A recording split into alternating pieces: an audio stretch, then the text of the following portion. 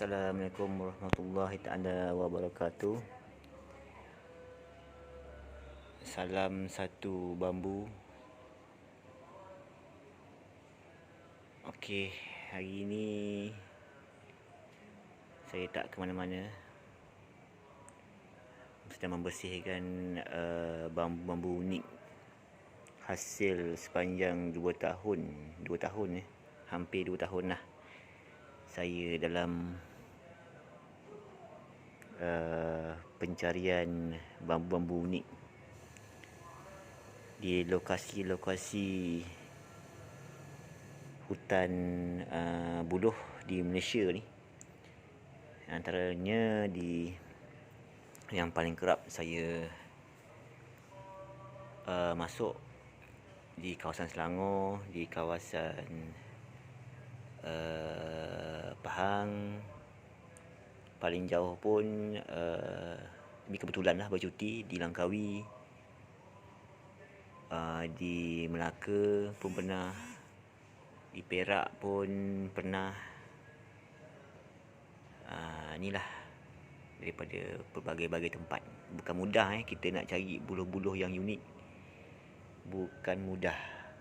Orang cakap buluh aja, tapi untuk mendapatkan buluh yang unik hasil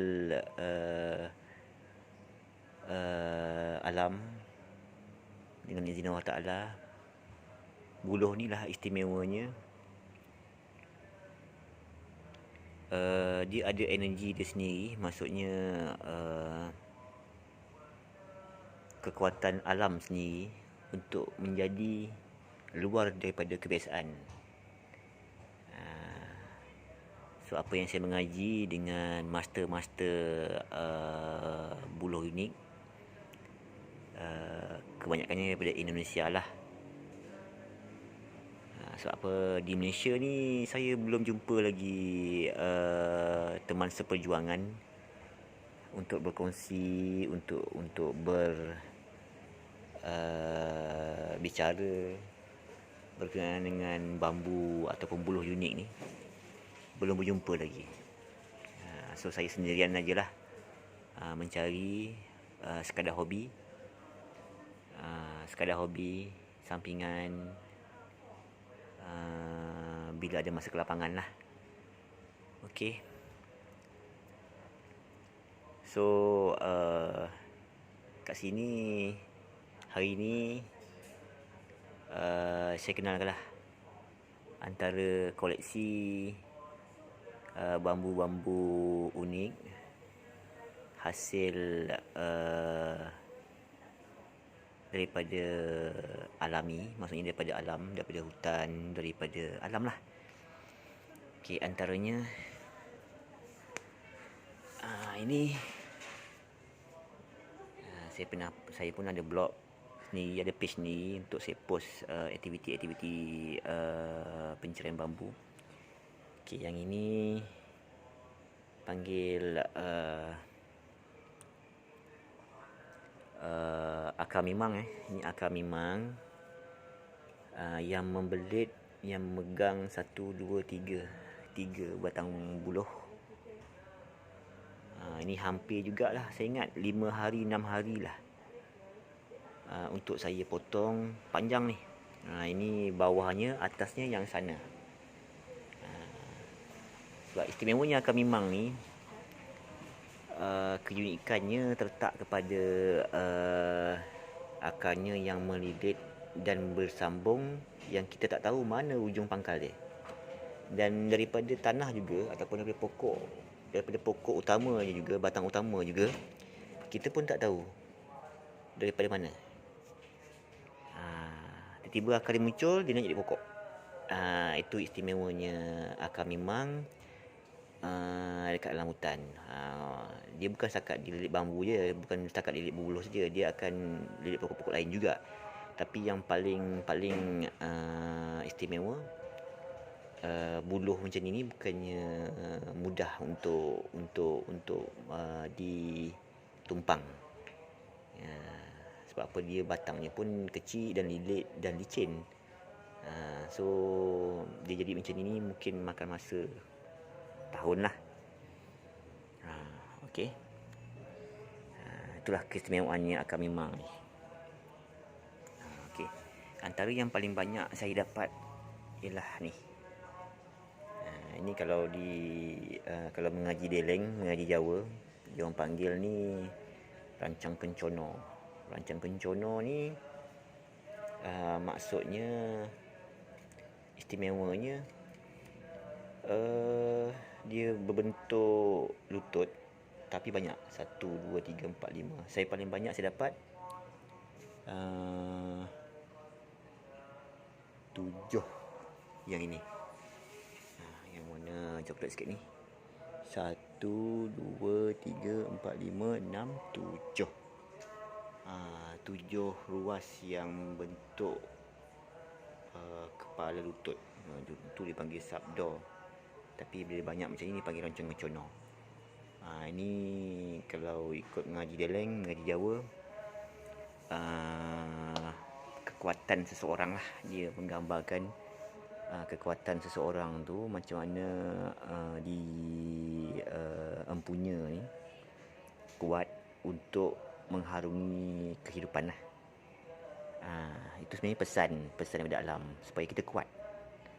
Tapi energi yang ada dekat ruas ni, energi kekuatan, macam mana dia boleh jadi macam ni untuk menampung dia punya batang dia. Okey. So ini yang ni pun agak rare juga. Nak potong semua buluh memang penat. So nasib lah kalau dapat yang jenis macam ni. Ini kita panggil buluh perindu. Buluh perindu. Kalau ngaji Deleng dipanggil buluh perindu. Apa ini dia punya kalau ikutkan macam batang dia tumbuh dekat dalam. So maksudnya buluh perindu ni sebenarnya kekuatan dia ataupun pesanan dia untuk kita saling berpasangan lah. Saling berpasangan. Dia mengaitkan rasa kasih sayang, cinta dengan isteri kita. Kalau kita ada ramai isteri, semua tu akan terpaut kasih sayang lah. Serta hubungan kita dengan ini biasanya hubungan sesama jenis lah. Hubungan berlainan jenis antara lelaki dengan perempuan. Bukan sesama jenis tapi punca pangkalnya, kalau dah namanya buluh perindu, dia punya asbab pengasihan dia sangat tinggi lah, dengan sesiapa saja, insyaAllah. Paling-paling kita berhubungan dengan Allah Ta'ala. Kasih sayang kita dengan Allah Ta'ala tu kita boleh terapkan dalam diri kita ni untuk untuk kita terapkan nilai kasih dan sayang kita, cinta kita kepada Allah Ta'ala. Ini pun rare juga. Dia ada 3 lutut ataupun motif lutut, 1, 2, 3, tapi dia berpisah. So yang ini kalau ngaji Deleng dia panggil sabdo palon.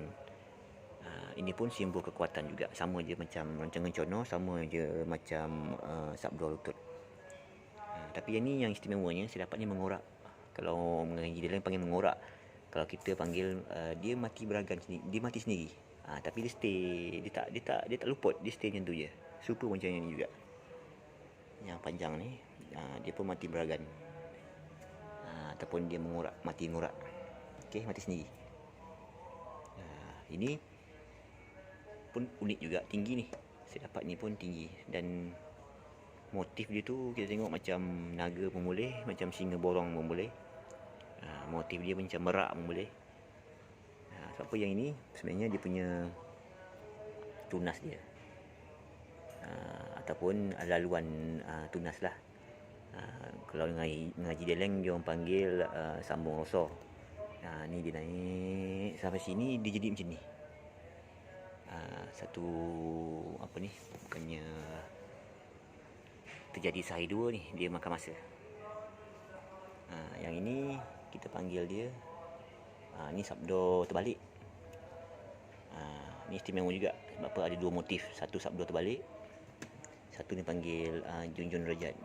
Dia ruas dia memendek, satu dua tiga.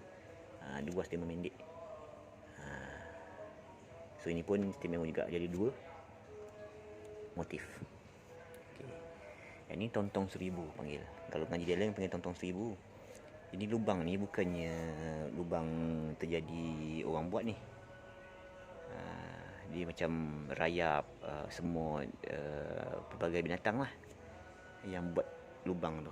Sebab apa, kat sini tersimpannya yang berlubang-lubang ni sampai sana. Atas dah okey dah. Tempat yang berlubang ni tersimpannya macam manisan je. Maksudnya buluh ni ada dia punya tempat yang manis, tempat yang sedap. So binatang-binatang ni dia sukalah. Dia buat rumah dalam tu, tempatnya sejuk ke. Dia hawa dia ataupun energi dia, energi tempat tinggal. Dan dia ada zat dekat sini. Kawasan ni je.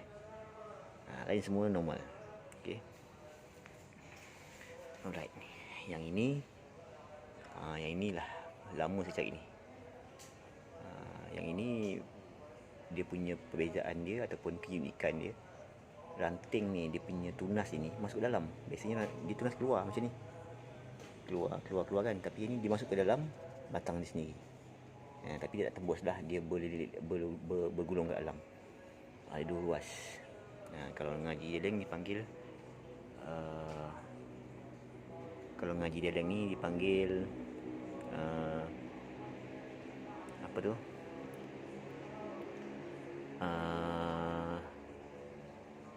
Meragus umur. Meragus umur. Kalau rajuk umur dia tembus ke atas ataupun dia tembus ke sana. Tapi dia hanya ke alam. Bagus ni untuk kita pesan alam ataupun pesan daripada pesan daripada alam lah, untuk kita menilik ataupun kita meraga di kita, dalaman kita sendiri, supaya kita tumpukan ataupun kita olah kita punya diri kita ni, dalaman kita ni, untuk kita mengingat tentang mengingat ataupun kita beramal pada Allah Ta'ala. Itu yang paling utama. Okey. Yang ini saya ikat ni sebab dia macam pecah. Yang ni dipanggil, kalau ngaji deleng ni, ngaji Jawa dipanggil dampit. Dia tumbuh dua. Biasanya satu je daripada akar, tapi ni dua. Ni pun lama saya ambil ni sebab dia terhimpit. Dekat 4-5 hari jugalah untuk saya buat keluar ni, sebab dia terhimpit di antara celah. Okey. Alright, yang lain-lain.